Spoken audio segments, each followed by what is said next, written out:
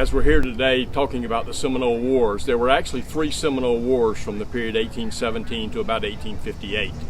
Our Seminole friends only consider it one war. They were at war with the United States government from 1817 to about 1858, so they don't recognize that there were 3 wars.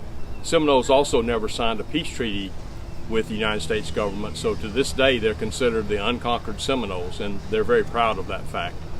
The Seminole Wars had many controversies and in fact have been compared to the war in Vietnam, the Vietnam War, because there were so many controversies during the time.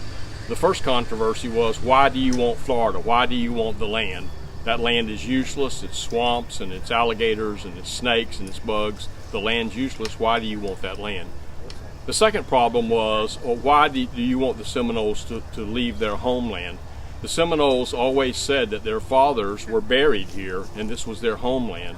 They also didn't understand the concept of land ownership. The Seminoles believed that the land belonged to, as they call him, the breath maker or God, and they were here just to use the land, and so they didn't have this concept of land ownership. Also, there was not just one chief over the Seminoles. When we think of Indian tribes, we usually think of like Geronimo or Sitting Bulls or those tribes that had a central chief. The Seminoles lived in clans, and each clan had its own, it's a matriarchal society. Your clan goes by your mother, and each clan kind of had its leaders. So if one clan signed a peace treaty with the United States felt like that included the whole Seminole tribe. But the Seminoles didn't see it that way. That was only for that clan, so there was controversy there. The other controversy was that the war was over, people don't realize it, but it had a lot to do with slavery. The plantation owners, particularly in the South, their slaves would escape and come to Florida, and they would assimilate into the Seminole tribe.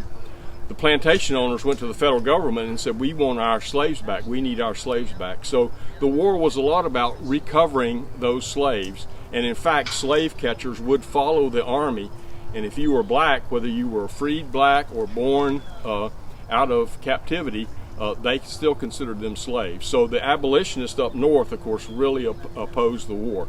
There were also some controversies that occurred during the war that made it very controversial.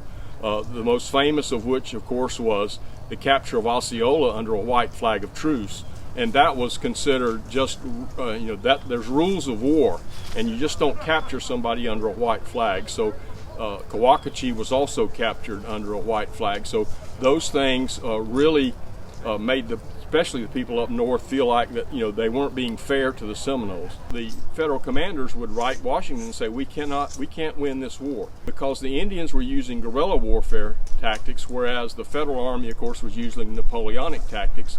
And so it was much like Vietnam when they were using guerrilla warfare tactics.